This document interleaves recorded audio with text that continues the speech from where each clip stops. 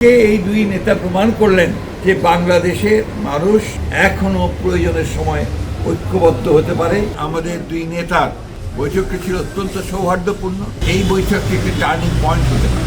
আমরা অপেক্ষা করছিলাম যে যুক্তরাজ্যের লন্ডনে সরকারের প্রধান উপদেষ্টা প্রফেসর মোহাম্মদ ইউনূসের সঙ্গে আমাদের বাংলাদেশ জাতীয় দলের ভারপ্রাপ্ত চেয়ারম্যান জনাব তারেক রহমানের যে বৈঠকটি সরকারের অর্থাৎ প্রধান উপদেষ্টার আমন্ত্রণে অনুষ্ঠিত হয়।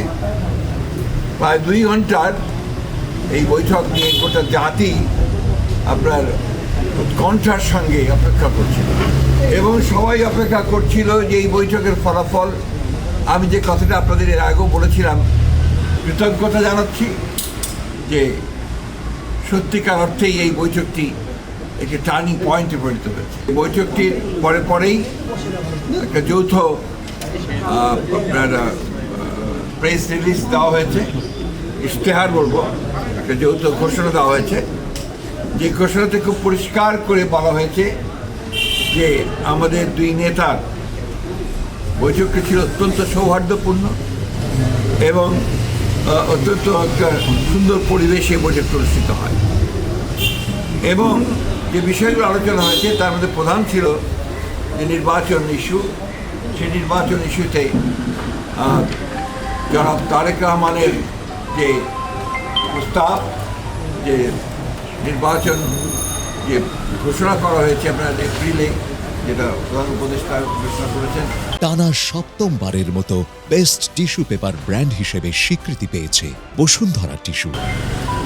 সেটা উপযুক্ত সময় নয় বিধায় তাকে পিছিয়ে নিয়ে আসা, এবং সেই ক্ষেত্রে আমরা অত্যন্ত আনন্দের সঙ্গে কোনো জাতি আনন্দের সঙ্গে লক্ষ্য করলো যে আপনার এইটাতে প্রধান উপদেষ্টা সম্মত হয়েছেন এবং তারা ফেব্রুয়ারির মাঝামাঝি সময়ে নির্বাচনের সময়সীমা নির্ধারণ করেছেন।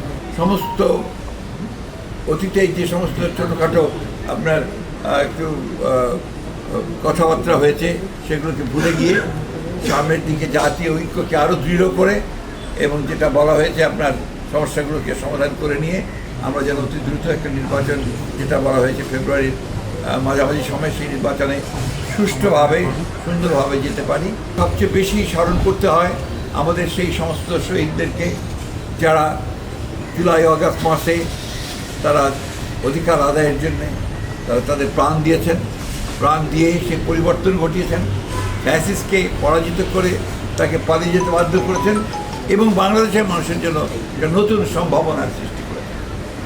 চতুর্দিকে একটা অনিশ্চয়তা ছিল এবং অনেকে অনেক কথা বলছিলেন বিভিন্নভাবে।